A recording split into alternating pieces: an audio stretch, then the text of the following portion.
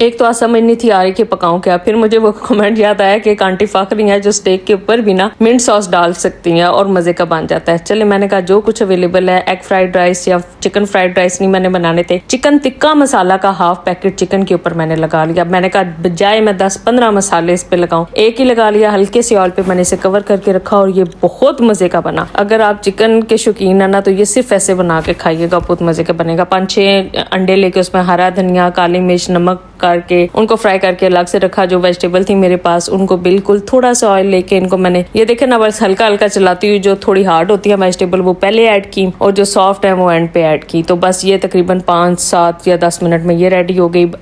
Rice जो है मैं लैदा से बॉईल करके रख लिए थे, फिर बड़ी कढ़ाई ली, ऑलमोस्ट इनको मिक्स किया। अच्छा वेजिटेबल के ऊपर मैंने थोड़ा सा सिरका, चिली सॉस और सोया सॉस जो थी वो बस ऐड की थी उसके ऊपर, और काली मिर्च भी।